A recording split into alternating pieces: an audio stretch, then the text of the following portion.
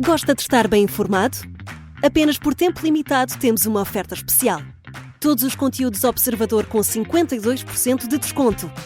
Ler as notícias que importam, ao minuto, artigos de opinião sem restrições ou acesso antecipado aos Podcast Plus e muitos mais benefícios. Tire a prova dos 9 e descubra as nossas ofertas. Flash Sale Observador. Mais benefícios, metade do preço. Assine agora em observador.pt por 1 ano com 52% de desconto.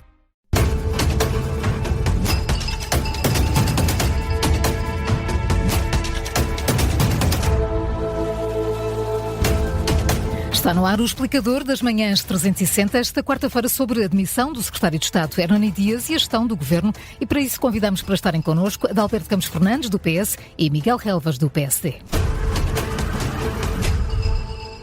Hernani Dias, antigo secretário de Estado da Administração Local e do Ordenamento do Território, pediu admissão, o primeiro-ministro aceitou, isto depois de se saber que estava a ser investigado pela Procuradoria Europeia por atos alegadamente praticados enquanto era presidente da Câmara Municipal de Bragança, ao que se juntou também a polémica da criação de duas empresas familiares, duas imobiliárias, no que foi entendido como um alegado aproveitamento da Lei dos Solos, na elaboração da qual também participou Adalberto Campos Fernandes. Bom dia, bem-vindo a este explicador. O Governo agiu a tempo ou tarde demais neste caso de Hernani Dias? Bom dia também ao Miguel. Bom, eu creio que infelizmente a história tende a repetir-se. Reparem, este Governo nem um ano tem. E, portanto, nós vivemos num tempo que, do ponto de vista da democracia, é muito corrosivo, porque, por um lado, há uma dificuldade manifesta de quem constitui equipas e dos primeiros ministros terem equipas que sejam, digamos, à prova de bala. Por outro lado, parece-me que há uma certa leviandade e até mesmo uma certa negligência ética da parte de pessoas que têm vontade de servir a causa pública. É claro que cada vez há menos pessoas disponíveis para isso, porque nós vivemos de alguma forma pressionados por um mediatismo e por uma exploração mediática que nem sempre é justa, nem íntegra, nem sequer isenta. E, por outro lado, por um avanço em mancha de óleo de um populismo que tem instrumentos para sobreviver a estes mesmos problemas que a política tradicional não tem. Repare, um caso, por mais escandaloso que seja, ou por mais obsceno que seja do ponto de vista ético, na área do populismo, ele é vendido até como uma vitória sobre os princípios, a ética e os valores, e nós, na política tradicional, nos partidos que habitualmente têm responsabilidades de poder, vemos de embaraço atrás de embaraço. Para aqueles que criticavam o governo de António Costa pela sucessão de casos e de casinhos, eu creio que o que estamos a ver é um sinal nada premonitório de que vamos ter tranquilidade. Não temos um ano de governo. A parte positiva é que o Primeiro-Ministro reagiu rapidamente e, portanto, matou, digamos, o problema, pelo menos do ponto de vista político dentro do governo, pela raiz. Mas isso vai continuar, porque, efetivamente, a disponibilidade para a coisa pública é cada vez menor. Nós, nestes 11 meses ou 10 meses, tivemos o caso da direção executiva. Nada disto são crimes, não há aqui evidência de que as pessoas estejam condenadas ou sequer acusadas por alguma coisa. Mas há aqui uma lassidão, uma negligência, um deixar as coisas acontecerem, que eu penso que devia convocar os grandes partidos, os partidos que têm responsabilidades na solidez da democracia, para debater sobre o que fazer com isto e como exercer as funções públicas, enfim, e qual os deveres que quem aceita ir para determinados lugares deve ter em mente. Miguel Relvas, bom dia, bem-vindo também a este explicador. Havia razões para a admissão de Hernani Dias ou estamos aqui perante uma medida quase preventiva para evitar que o caso adquirisse, entretanto, outras proporções? Bom dia também ao Adalberto Campos Fernandes. Não, havia naturalmente. Esta não é uma questão legal, é uma questão política. Até porque não há nenhuma prática de legalidade. Agora, um membro do Governo, depois de início de funções, e mais, que já era Presidente de Câmara há 3 mandatos, mas um membro do Governo, depois de início de funções, para já não falar com a administração local e com as questões de ordenamento do território, não deve, não pode, e não é aceitável que constitua empresas, sejam elas de que ramo, e particularmente no ramo imobiliário. O Primeiro-Ministro agiu bem, o próprio Hernani, pessoa de quem tenho uma boa imagem ao longo dos anos, ele foi Presidente da Câmara de Bragança, com sucesso, 3 maiorias absolutas, uma obra muito, muito significativa, mas não pode constituir uma empresa, por mais legal que seja, mesmo que tenha informado a entidade do controle das declarações. E das declarações dos titulares de cargos políticos, mesmo que os tenha informado no momento, mas esta foi uma questão desnecessária. Estava escrito o que iria acontecer. Era uma questão de tempo para que isto acontecesse. E um homem com a experiência dele deveria saber disso. Quer dizer, não é aceitável. Nós temos em Portugal uma certa tendência para este precipício de casinhos, mas também quem desempenha os cargos políticos também se põe um pouco a jeito. E já sabe que esta circunstância não é possível de não existir.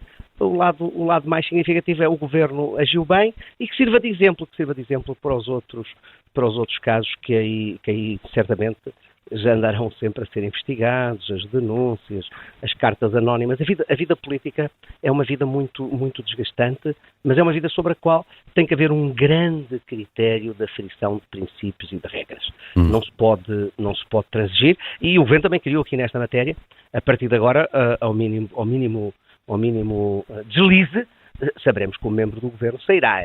Esse é o exemplo. O exemplo que não deu no Governo anterior, como sabemos, os casos prolongavam-se e saíam quase já sob pressão e já nos últimos 50 metros da maratona. Aqui o Governo foi mais rápido, foi mais lesto. Esta situação é uma situação sempre desagradável para quem com ela é confrontado, mas a verdade é o que é. E na vida política ninguém é obrigado a ser membro do Governo. Quem vai para o Governo tem que cumprir as regras. Alberto Campos Fernandes há pouco disse que os partidos, os maiores partidos, se quisermos, sobretudo do arte da governação, devem ter mais cuidado com este tipo de prática. O que é que pode ser feito? Nós assistimos, dado passo nos governos de António Costa, até à criação daquele questionário, se não erro, tinha 36 questões quando era feito convite, antes de alguém decidir aceitar ou não um convite para funções públicas, questões precisamente sobre se havia naquele momento algum impedimento, alguma coisa que pudesse ser polémica. Sabe, eu sou muito mais favorável à ideia da pedagogia, pelo exemplo, do que pela questão, digamos, formal dos documentos, porque, enfim, nós temos um edifício jurídico, administrativo, regulamentar, mas não conseguimos ultrapassar aquilo que é o delta entre a ética e o direito. O problema não é um problema do direito, é um problema da ética e da consciência. E, portanto, ou há exemplo, e há uma pedagogia, por exemplo, um primeiro-ministro atua, não fazendo um juízo, naturalmente, de natureza legal, nem sequer de caráter de cada uma das pessoas, mas atua e cria digamos, um exemplo, cria, portanto, uma atitude pedagógica. Todos os colegas, todas as pessoas que estão na administração tomam esse exemplo como uma referência. Isso vale mais do que 10 questionários, porque, repare, o que se passou nas últimas semanas, estes 2 casos que nós temos tido conhecimento, não há verdadeiramente nenhuma ofensa ao direito. Pelo menos não há a presunção num caso de absoluta inocência, desconhecimento das regras, mas há, como eu dizia há pouco, uma certa ligeireza. Quer dizer, o exercício de funções públicas sempre foi muito exigente. Mais agora, porque, como eu dizia há pouco, nós estamos num confronto, por um lado com um escrutínio mediático muito competitivo, os jornais, as televisões precisam, de facto, de ter casos para que possam atrair mais audiências e isso é normal, é a democracia a funcionar, as redes sociais, mas depois temos aquilo que eu chamo a zona escura, uma espécie de dark web da política, que é aqueles que, praticando as coisas mais absurdas, se constituem, apesar disso, uma espécie de guardiões do exemplo e, portanto, o referencial para o descontentamento continua a ser sediado neste tipo de referencial, neste tipo de entidades. Portanto, os partidos grandes devem explicar, por exemplo, porque é que se entenderam sobre a lei dos solos. Porque se não fizerem isso de uma forma muito exaustiva, muito pedagógica, muito clara, vai perpassar na população a ideia de que isto é um entendimento de natureza interessada. Quer dizer, para resolver o problema da habitação não há casas vazias, é preciso mesmo intervir num domínio que é um domínio muito sensível e que nós sabemos que gera comportamentos que são menos lícitos. Essa matéria da política não é só um exercício de virtude individual ou comportamental, é um exercício de transparência, explicar às pessoas em cada momento porque é que se fazem as coisas. E, naturalmente, que os partidos grandes estão envelhecidos.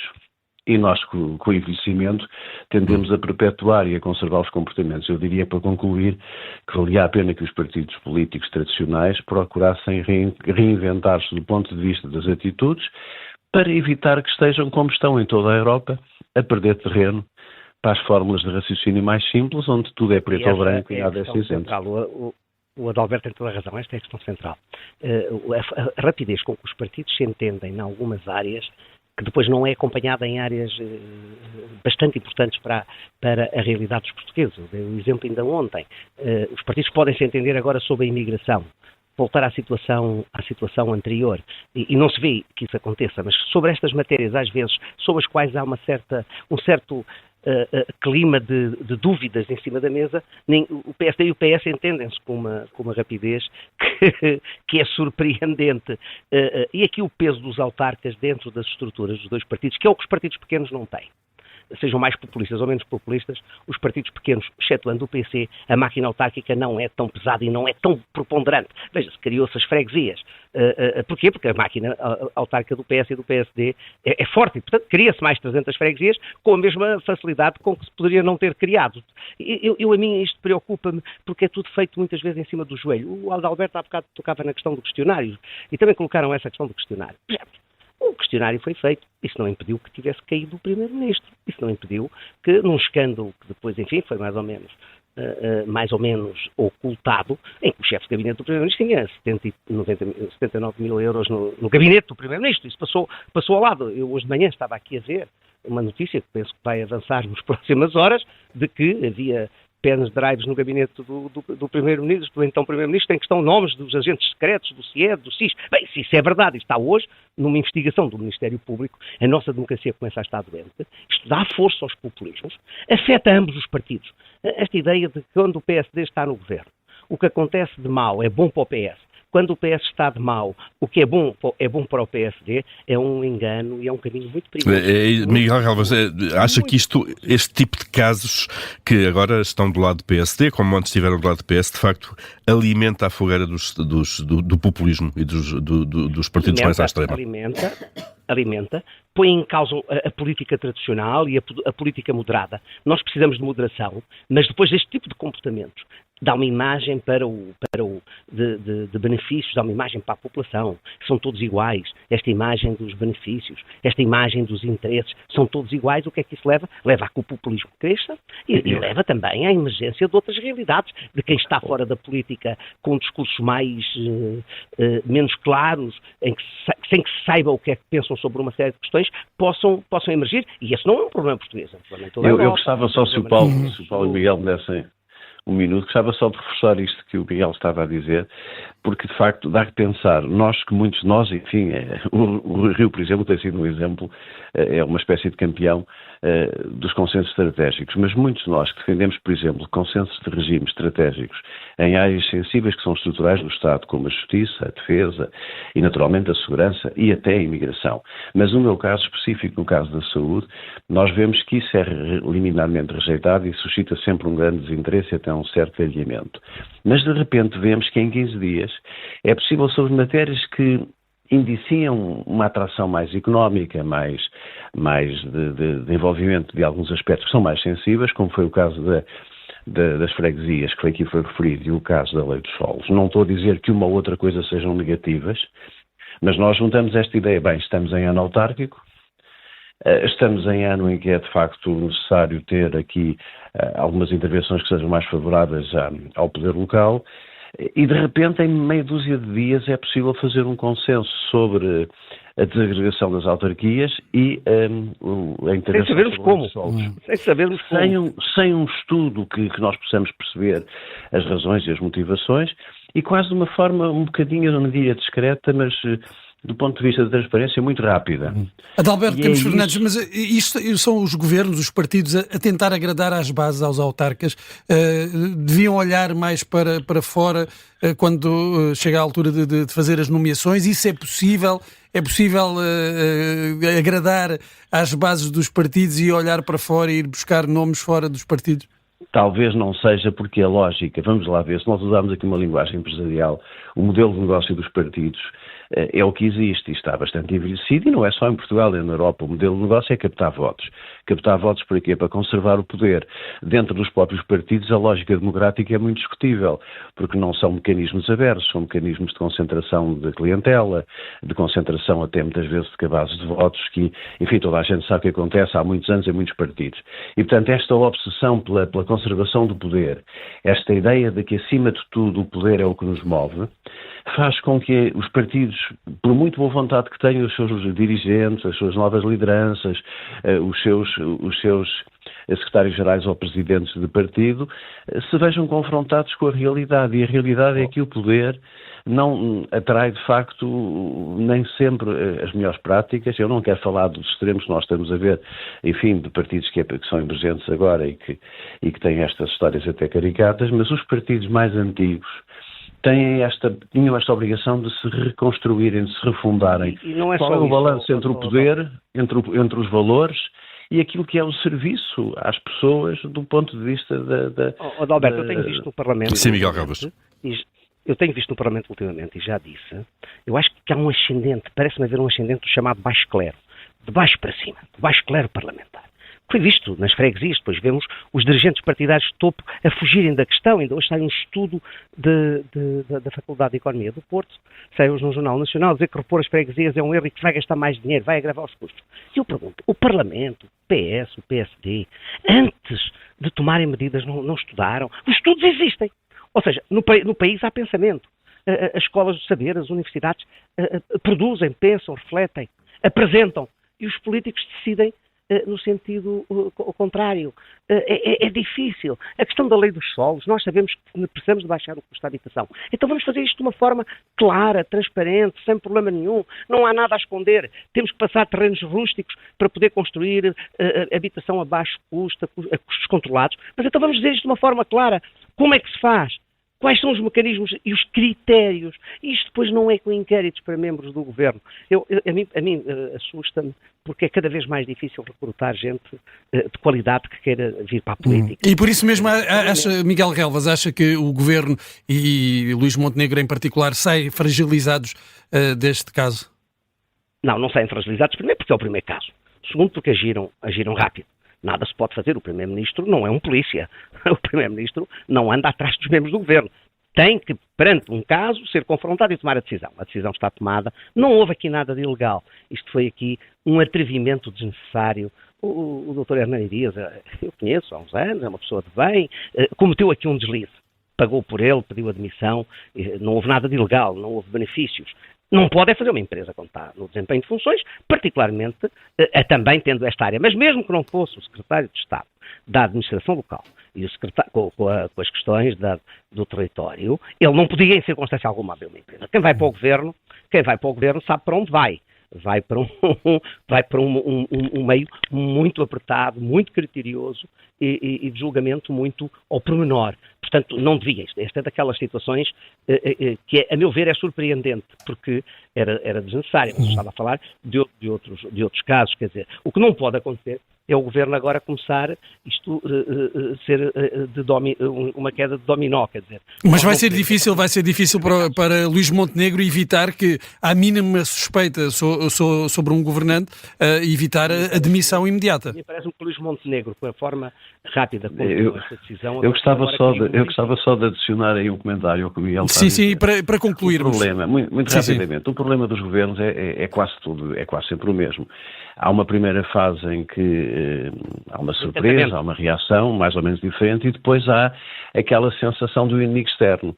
Os governos sentem-se acusados pela comunicação social, pelos jornalistas, pelos comentadores e começam, de facto, a desvalorizar as polémicas internas e a pôr o foco, digamos, no elemento externo. Ora, isso é um erro, isso é o princípio do fim. Não é por aí que nós podemos e devemos ir. Agora, eu termino como comecei. Pedagogia pelo exemplo. Ou seja, olha para o que eu faço, não olhas para o que eu digo. Um ministro do Estado não tem que ser, de facto, um poço de virtude e não tem que ser uma pessoa ascética e à prova de bala, porque toda a gente tem a vida, toda a gente cometeu erros ao longo da sua vida.